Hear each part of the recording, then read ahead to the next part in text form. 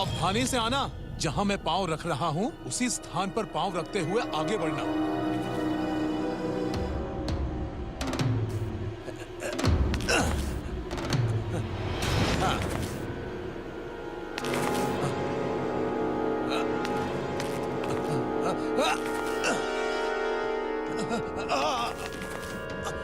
अरे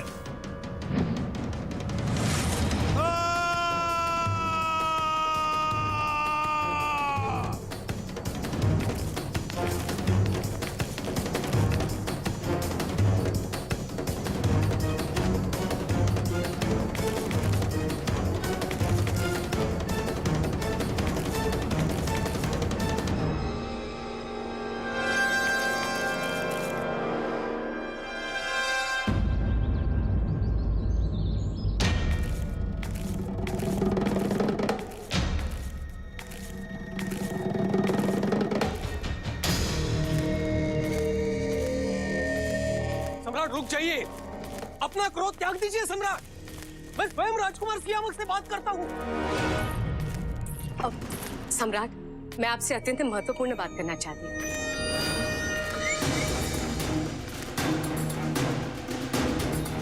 मेरे पास किसी भी विषय पर चर्चा करने के लिए समय नहीं है। धर्मा की बात सुनने के लिए आपके पास समय, केवल मैं ही ऐसी जिसके लिए आपके पास समय। तुम हर बात को घुमा फिराकर उसी दिशा में क्यों ले जाती हो? सीधे जाओ, राजमत तक पहुंचो। सम्राट, सम्राट आ रहे हैं। कहिए, क्या बात है? सम्राट, मैं आपसे ये पूछना चाहती हूँ कि हमारे सुशीम के लिए चंदा आपको कैसी लगती है? अंतिम चरण अभी शेष है। तुम्हारी प्राथमिकता और सुशीम की भलाई को ध्यान में रखते हुए मैं निर्णय लूंगा। साथ ये भी सुनिश्चित करूंगा कि हमारा निर्णय मगध के हित।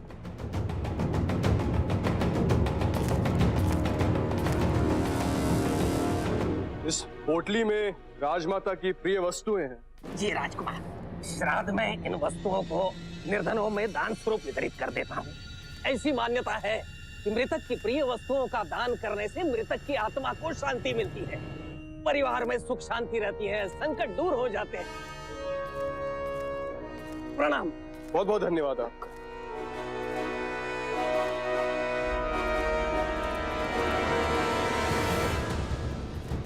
मैंने कहा था कि मैं एक राजद्रोही का श्राद्ध नहीं करूंगा। आपकी बात स्मरण है मुझे पिताजी महाराज, किंतु आप भूल रहे हैं कि एक पुत्र पर क्या बीतती है जब वो अपने पिता को कष्ट में देखता है। और मैं नहीं चाहता कि आप पर किसी भी तरह का संकट, भगवान न करे यदि आपको कुछ हो जाता तो। आपके अतिरिक्त इस महल में और कौन है मेरी चिंता करने वाला?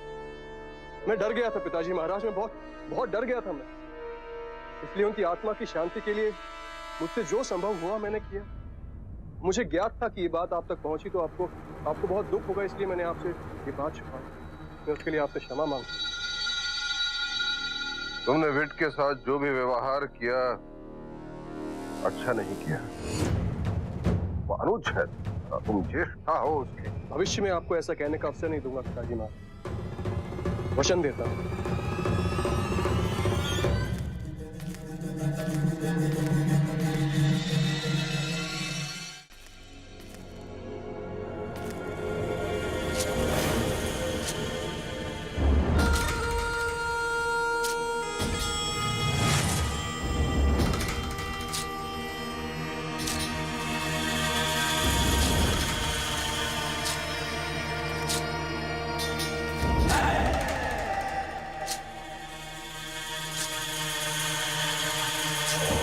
कलयुग है, हंस दाना चुगता है, कौआ मोती खाता है।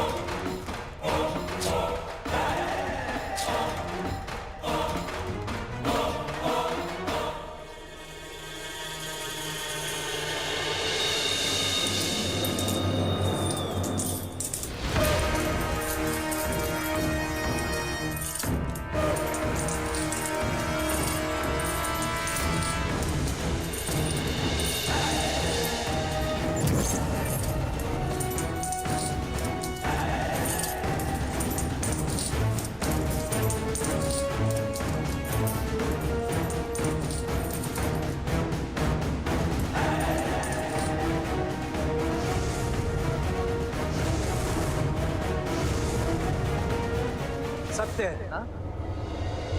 हम इतने सारे लोग और हमारे लिए ये पोटली भर धन, क्योंकि शेष जितना धन है उस पर तुम मुट्ठी भर राजवंशी सर्प की भांति कुंडली मारकर बैठे हुए हो। अशोक, तुम मेरे निवास स्थल पर आए हो, इसलिए तुम मेरे अतिथि हो, और अतिथि होने का पूरा धर्म निभाऊंगा मैं। तुम्हें सम्मान दूंगा जो तुम राजवंशी किसी को नहीं देते।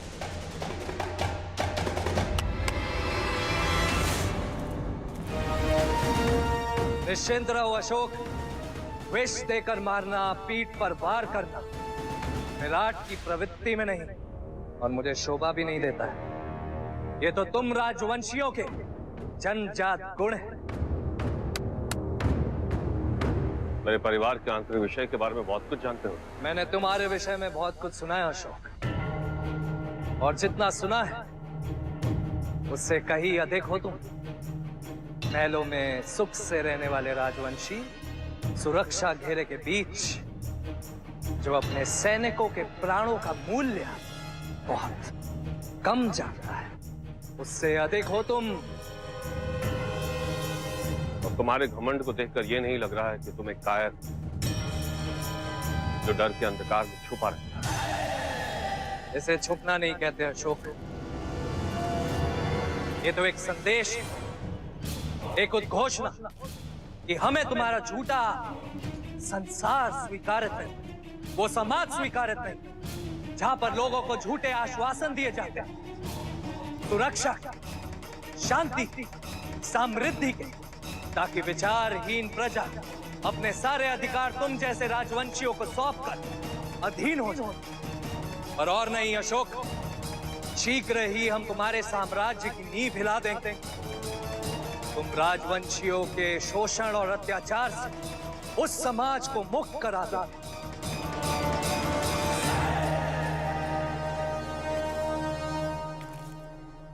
तुम्हारे और मेरे विचार एक जैसे हैं विराट, केवल दृष्टिकोण भिन्न है। केवल दृष्टिकोण ही नहीं, हमारी मंशा भी भिन्न है।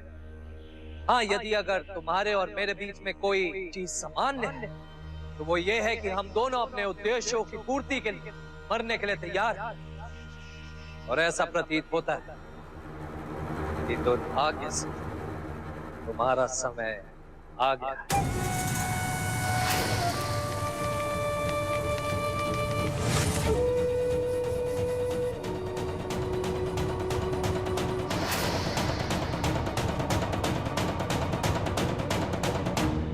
जानते हो, तुम्हारा कोई भी सैनिक मेरे इस गुप्त स्थान के बारे में पता क्यों नहीं कर पाया? क्योंकि जब भी कोई यहाँ आया है वो यहाँ से जीवित नहीं गया है। और अब तुम्हारा समय आ गया, एक आखिरी बार अपने प्रियजनों का स्मरण कर लो।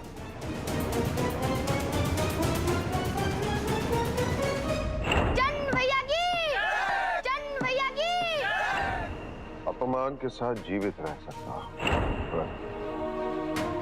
तुम्हारे बिना नहीं।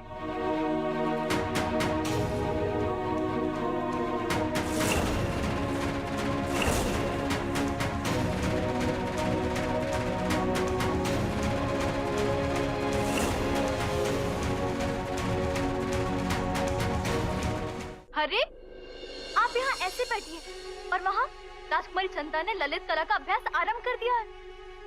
चंदा का नृत्य तो मंत्र मुग्ध कर देने वाला है। मेरी तो नजरें ही नहीं हट रही थी वहाँ से। आपने कुछ सोचा? आप क्या करोगी? मुझे नृत्य बिल्कुल नहीं आता देवी। ईश्वर, भोजन पकाना नहीं आता, नृत्य करना नहीं आता, तो क्या सिर्फ तलवार चलाना आता है आपको? वधु चयन की प्रतियोगिता में युद्ध कौशल काम नहीं देने वाला। ललित कला अंतिम चरण है। यदि आप विजय नहीं हुई तो अपने अशोक को कैसे पाएंगी? अपने प्रेम से।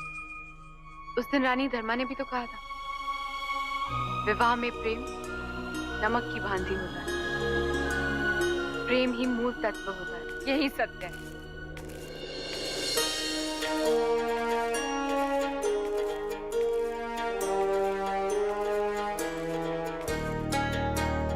कौरव की के कौशल्य के प्रदर्शन हेतु चिंतित होने की कोई आवश्यकता नहीं। मैंने पहले ही सोच लिया है कि अंतिम चरण में नाटक प्रतियोगिता होगी।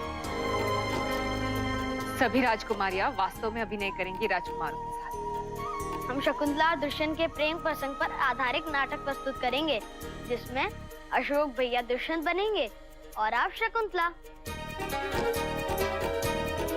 कौरव की को न पहचानने की जो विवशता है वो इसी नाटक के माध्यम से दूर होगी।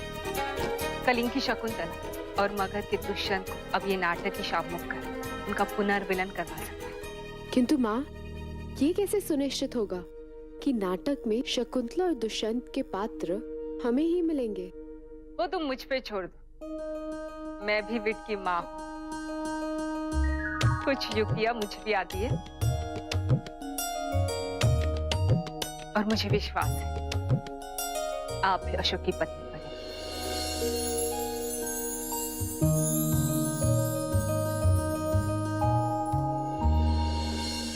अपने माता पिता प्रेमिका का स्मरण कर लिया हो तो मैं कुछ कहूं? तुम्हारे अवशेषों को मगध भेजने के लिए मैं बहुत अधीर हो रहा हूं, क्योंकि मगध को मैं ये बताना चाहता हूं ये तो एकमात्र प्रस्तावना थी, क्योंकि जब अध्याय आरंभ होगा तो क्या होगा?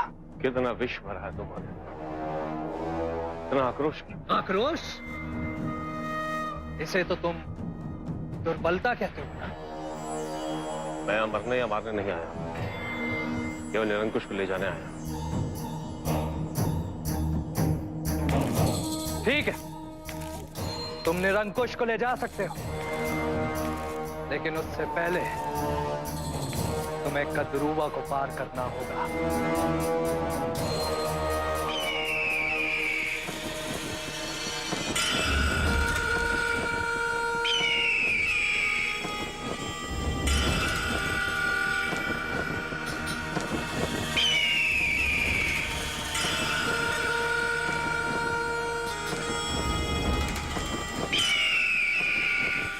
अगर तुमने कद्रुवा को हरा दिया तो निरंकुश को ले जा सकते हो। यदि असफल रहे तो कद्रुवा और उसके मित्रों का भोजन बनोगे।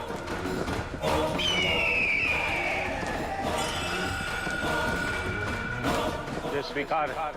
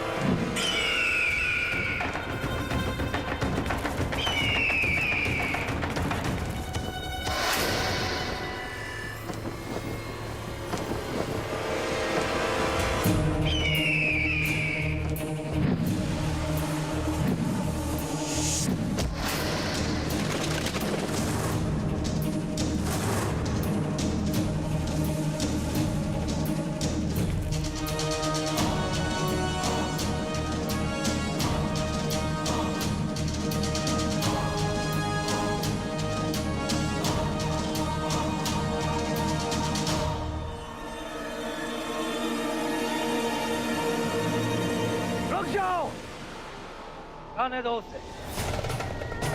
ध्रुवा आपके भाई के भांति था, अशोक ने उसे मार दिया और आप उसे जाने के लिए कह रहे हैं? मैं राजवंशी नहीं जो वचन की पूर्ति ना करूं।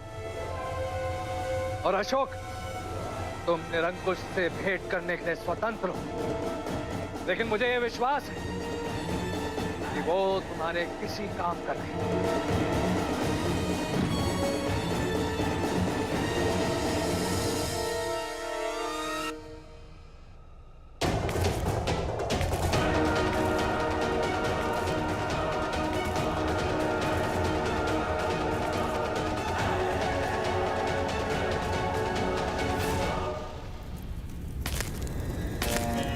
बहुत बुरी अवस्था में हमें ये मिला था।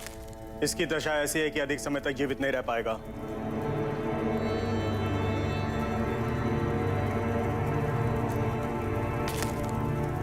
ये तो तुमने सुन ही लिया होगा निरंकुश कि तुम्हारे पास समय बहुत कम है। कौन का सत्य बता दो मुझे इसी क्षण।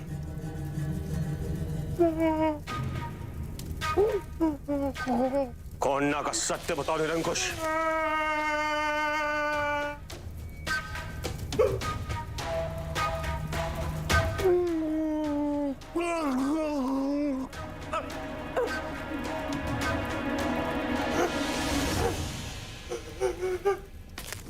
केवल एक ही व्यक्ति है जो अपने सत्य को छुपाने के लिए सत्य कह सकता है।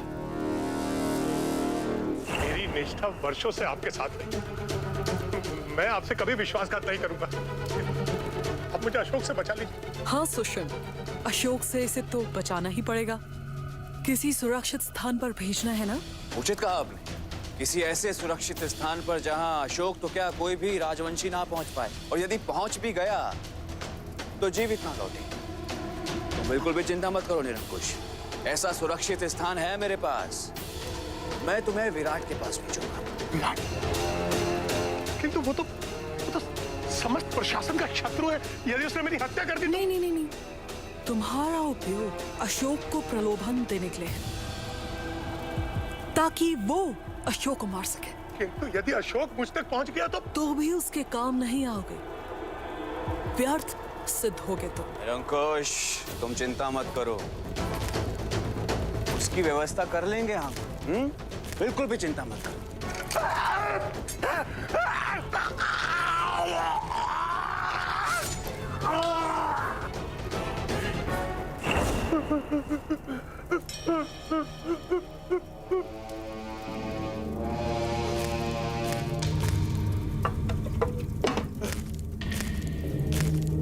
चलो, चल ग्रहण कर लो।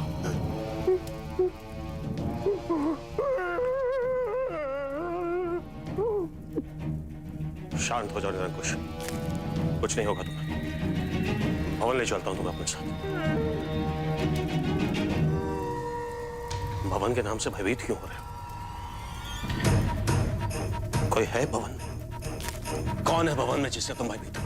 कौन ना? उत्तर दो। कौन ना?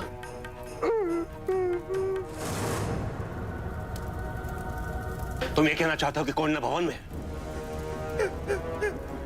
कौन है कौन ना निरंकुश? सुशील? श्यामक? कौन ना एक स्त्री है, ये मुझे पहले से ही ज्ञात था। अवश्य चारों मित्र होगी। चारों मित्र भी नहीं। कौन ना एक स्त्री है और उसका संबंध सुशीम से है और भवन में रहती है। तो कौन है निरंकुश? कौन है?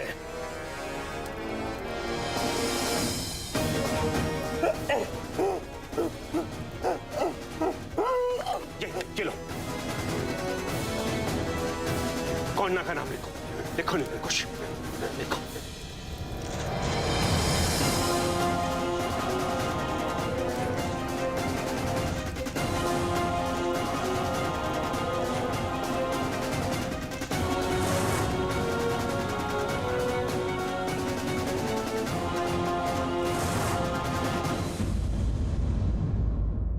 For more updates, log on to colorstv.in.com. Like us on facebook.com/colorstv. Follow us on twitter.com/colorstv. For more updates, log on to colorstv.in.com.